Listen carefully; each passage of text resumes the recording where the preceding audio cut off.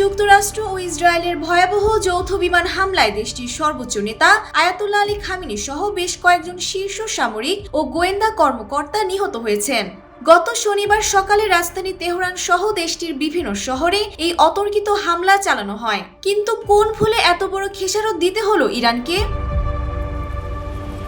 বিবিসির প্রতিবেদন অনুযায়ী দীর্ঘ কয়েক মাসের নজরদারি এবং সিআইএ এর সরবরাহকৃত সুনির্দিষ্ট গোয়েন্দা তথ্যের ভিত্তিতে এই অভিযান পরিচালিত হয়।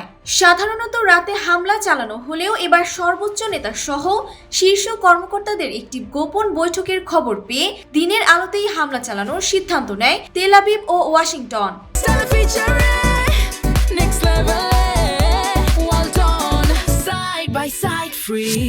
তেহরানের কেন্দ্রস্থলে অবস্থিত একটি কম্পাউন্ড লক্ষ্য করে অন্তত 30টি শক্তিশালী বোমা নিক্ষেপ করা হয়। ইরান কর্তৃপক্ষ নিশ্চিত করেছে যে খামেনি ছাড়াও এই হামলায় নিহত হয়েছেন Ali Shamkhani, secretary defence council, brigadier general Aziz Nasirzadeh, প্রতিরক্ষা মন্ত্রী general Mohammad Pakpour, IRGC commander. BBC জানায়, মাসের পর মাস ধরে ইসরায়েল যুক্তরাষ্ট্র এমন একটি সুযোগের অপেক্ষায় ছিল যখন ইরানের সব শীর্ষ পর্যায়ের ব্যক্তিরা একত্রে বৈঠকে বসবেন। সে সূত্রেই তারা জানতে পারে গত শনিবার সকালে খামেনি রাজধানী তেহরানের মধ্যাঞ্চলের একটি কম্পাউন্ডে উপস্থিত থাকবেন।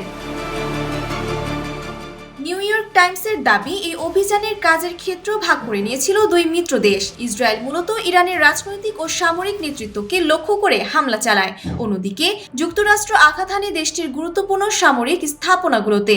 মার্কিন প্রেসিডেন্ট ডোনাল্ড ট্রাম্প সামাজিক যোগাযোগ মাধ্যমে জানিয়েছেন, উন্নত নজরদারি প্রযুক্তির কারণেই ইরানের নেতৃত্বকে শনাক্ত করা সম্ভব হয়েছে।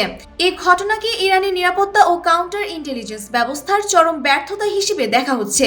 যদিও প্রেসিডেন্ট মাসুদ পেজেশকিয়ান নিরাপদ আছেন বলে জানা গেছে, তবে এই হামলার ফলে মধ্যপ্রাচ্যের ভূরাজনীতিতে এক চরম অস্থিরতা ও অনিশ্চয়তা তৈরি হয়েছে। Desk report, Bangladesh bulletin.